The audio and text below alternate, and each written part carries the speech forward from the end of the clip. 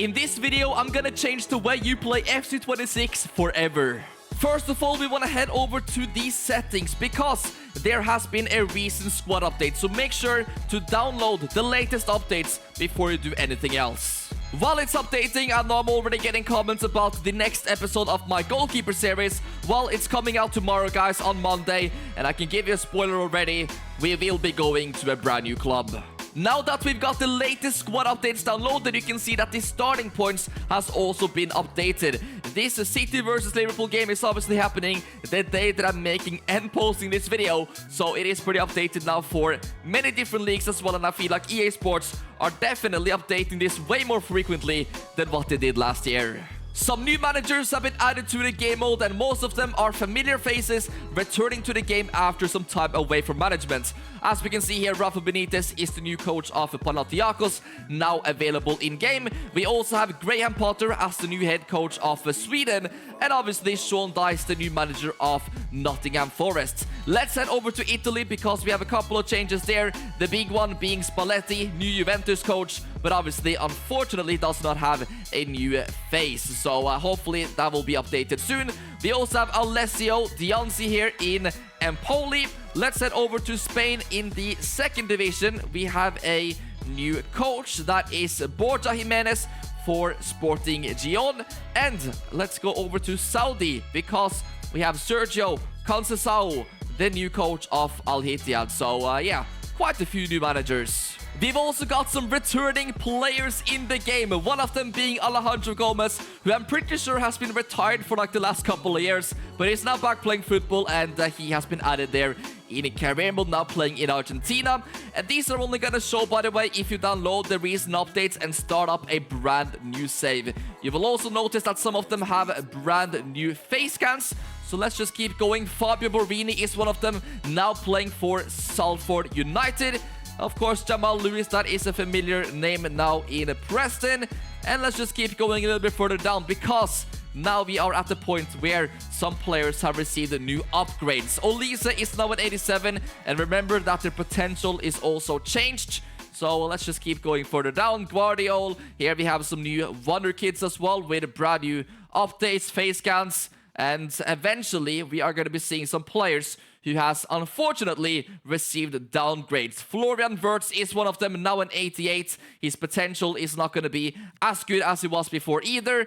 As we can see, guys, Antonio Nusa as a Norwegian, I am not happy about this downgrade. Why is he playing so good for the national team, but not at club level? Xavi Simons downgraded to an 83, and Hugo Larsson there for Frankfurt.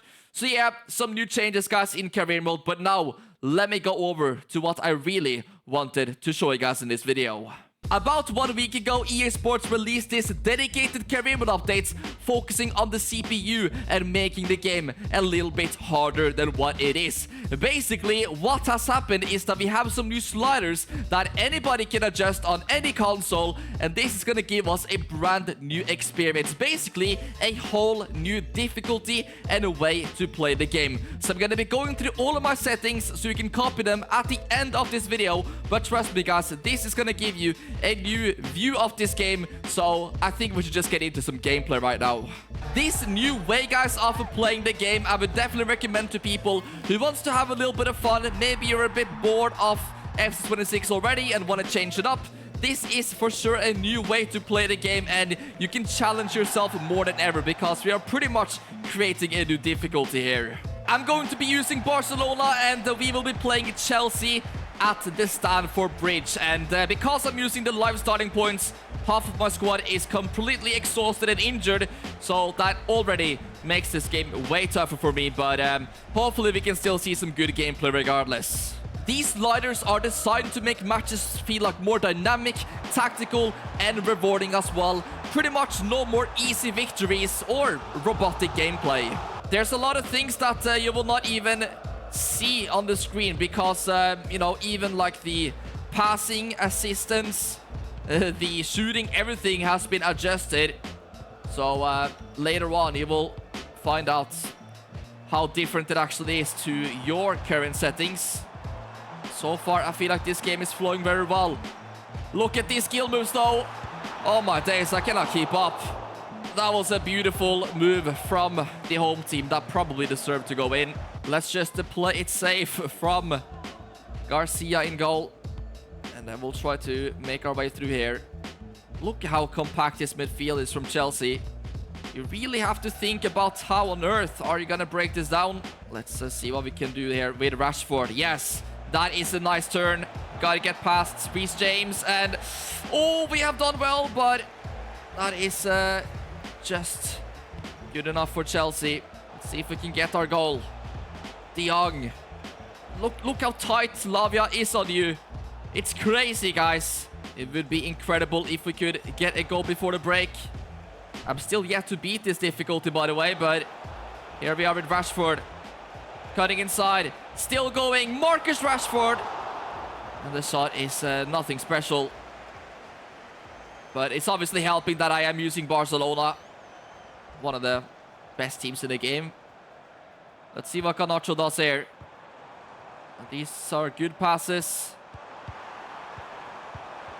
Oh my days. Are you joking me right now? I could not keep up, guys.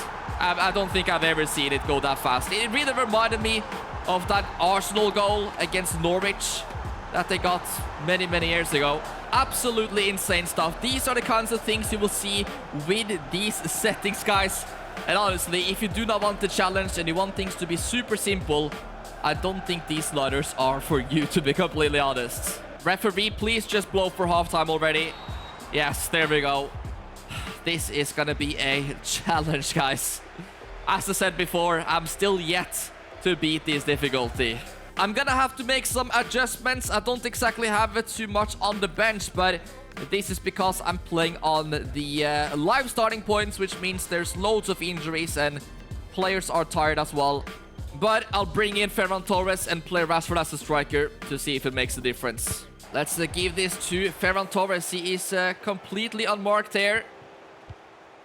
Nice 1-2. And this is nice, having some fresh legs off the bench. Ferran Torres, what a run this is. Maybe we can put in a low cross. And oof, that is the closest we have been all game. We'll take this corner kick. Let's hope we can get lucky. There is Arroyo, but what on earth is that finish? If only that was anybody else other than a center back. That shot might definitely make more sense to you when you see the sliders later on. Because it's not exactly easy to score goals with these settings, but Lamine Yamal cutting inside here. Dani Olmo, and how did Caicedo intercept that? We're looking a little bit better now.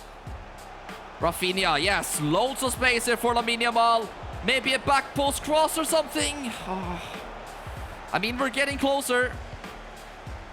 You should notice by now, though, that the gameplay is way more free-flowing than normal. Garnacho now. We have to stop him. Finds Pedro Neto, and the shot is... Oh, okay. The keeper punches it. Interesting decision, but it has worked out. Oh, how on earth am I going to get through here? That is a beautiful ball. Over to Rafinha. Through the middle for Rashford. Oh, what a tackle that is from Caicedo. We got to be careful now. If Chelsea get one more, then this one is all over. Pedro Neto. Some step overs, and then all of a sudden he's through. Yeah. I'm nowhere near. I want you guys to try these settings just to see if you're able to beat it, because that in itself would be pretty impressive. At the same time, though, guys, even though I am 2-0 down, you can understand that it feels way more rewarding when you finally do score a goal. Because normally on this game, you can score 4 or 5 goals every single match, and that would be basically normal. But on this difficulty, it feels a bit like PES, you know, the old PES games, where you really have to fight to get a goal, which makes it more fun and rewarding when you do eventually score it. But yeah, that was beautiful defensive line by Chelsea. I did not expect that to be offside. Maybe now. Here is Lamine Yamal. Twisting and turning into Rashford. Yes, nice turn, but of course the Chelsea defender blocks the shots. It is just fine margins every single time, you know. Is it gonna get even worse for me? Here is Gittens. Cucurella. Pedro. Oh my days. And Thankfully, they don't get the third one. Then it would start getting a bit embarrassing here, but they are just so clinical, you know.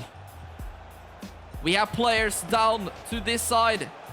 Here we go. Rafinha. Beautiful ball to Rashford. And come on. Get the goal. No. This is insane, guys.